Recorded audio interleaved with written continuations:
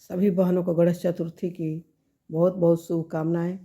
गणेश भगवान अपना आशीर्वाद और कृपा बरसाएं अपने सभी व्रतधारी बहनों पे। गणेश चतुर्थी का व्रत जो करता है वो सदा सुखी और सौभाग्यशाली रहता है। गणेश भगवान उसके घर में अन्न धन से परिपूर्ण करते हैं।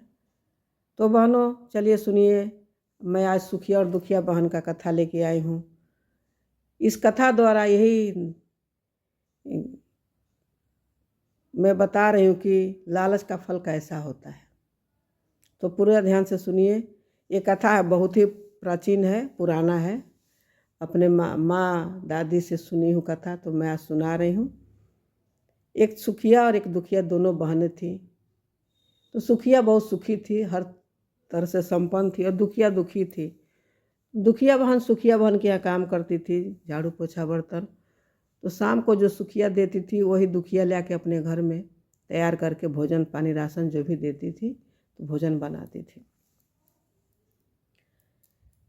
ऐसे काम करते करते दिन गणेश चतुर्थी के दिन पहले आया तो पूरा काम करके दुखिया सुखिया घर से जाने लगी। लेकिन उस दिन सुखिया दुखिया को कुछ भी नहीं दी। तो बड़ा दुखी हुई, फिर भी दुखी मन से कही, बहन कल व्रत रहना, आज तो कुछ भी तो दे दो, रोज़ देती हो आज नहीं दे रही हो। तो बोली क्या दें, कुछ समझ में नहीं आ रहा है। तो देखी कि कोने में एक डब्बे में कुछ चावल का टूटा फूटा बचा हुआ चावल था, तो वही उसको दे दी। दुखिया बड़े दुखी मन से लेके आई, कही वो क्या हमारा विभाग है, नसीब है, कल व्रत रहना गणेश भगवान का और आज रोज़ कुछ देती है बहन, आज कुछ भी नहीं, चलो इसी को साफ़ करते। उसी चावल को साफ़ करके आज जाता में पीस ली और खेत से गई तो सरसों का और बथुआ का साग लेके आई और बनाई।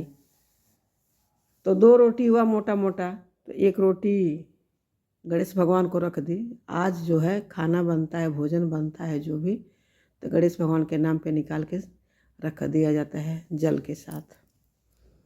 तो वो बनाई और एक रोटी बचा तो आधे में अपने पति और बच्चों को खिला दिया और आधा रोटी अपने खा के सो गई। जब अध रात हुआ तो गणेश भगवान जी अब उसके भक्ति देख करके उसके घर में प्रकट हुए और कहे है कि ये दुखिया तुम सोई हो कि जगी हो। तो बोली अरे बाबा कैसे सोए कैसे जगे, दुख तो इतना अपरंपार है, कोई जिसका सीमा ही नहीं है। तो कुछ रखी हो खाने के लिए? तो वो बोले हाँ हाँ। दुखिया बोली हाँ बाबा जी मैं हाँ रखी हूँ खाने के लिए, जाइए देखिए जो भी आप भगवान जी दिए हैं मैं रखी हूँ। गणेश भगवान साग और रोटी खा लिए। तो कहिए दुखिया हमें तो पार्टी लगी है। कही अरे बाबा सब घर तो लीप पोत के तैयार किए, कहीं भी जो इच्छा हो जहाँ कर लीजिए। वो कर लिए। फिर कहे कहाँ से सफाई करें अपने मतलब पिछवाड़े का। तो बोली अरे बाबा मेरे सर से ही पूछ लीजिए कौन सा है वो है। अब उसके सर पे पूछ दिए, वो पूरा सोना ही उसके बाल में हो गया। पूरा उसका टूटी फूटी जो पलानी थी वो टूट गई, ख़त्म हो गई। सुंदर सा महल खड़ा हो गया। गणेश भगवान की ऐसी कृपा होती है भक्तों बहनों। सुबह से शाम हो गया, अपने बहन के घर काम करने नहीं गई। इसलिए नहीं गई कि उसके घर तो सब भगवान गणेश भगवान सब चीज़ संपन्न कर दिए थे। तो आई वो, कही कि अरे तुमको सुबह से खोज रहे आई नहीं। तो कही अब बहन अब हम क्या करने तुम्हारे घर हैं, हमारे घर तो गणेश भगवान जी सब संपत्ति दे डाली। अब वो बड़ा दुखी हुई कि वो ये क्या कर दे, इसके घर गणेश भगवान इतनी कृपा वर्षा दिए, बताओ क्या की। ऐसे वो बताई जो की थी। फिर उसकी बड़ी बहन लालची थी तो इंतज़ार करने लगी कि हम भी ऐसे गणेश भगवान को मनाएंगे, आया गणेश चौथ अगले साल।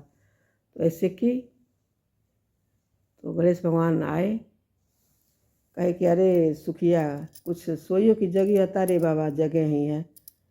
तो कुछ खाने के लिए रखी हो? तो वही रोटी चावल सब्जी रखी थी साग, वो खाए। कहे अरे हमको तो पार्टी आई है। अरे तो कही अरे बाबा लिप पोत के तो घर रखे हैं, कहीं भी कर लीजिए। वो कर लिए और कहे कहाँ सफाई करें? तो बोली अरे हमारे सर से ही बाल से ही पूछ लीजिए। पूछ दिए। वो पूरा घर में पार्टी, उसका पूरा शरीर ही बदबू करने लगा। तो वो अपने बहन के पास आई, उसको मारने दौड़ी कि तुम क्या की कि सोना पा गई, मैं क्या की कि मुझे कुछ भी नहीं मिला। तो बोली बहन तुम्हारे पास पहले से सब कुछ था, इसलिए तुम लालच की, और मेरे पास कुछ भी नहीं था। भगवान की मैं गणेश जी की भक्ति की तो गणेश जी हमको संपन्न कर दिए। गणेश चौथ का कथा आप लोग अपने घर में सुनिएगा, गणेश भगवान को जरूर मनाइएगा।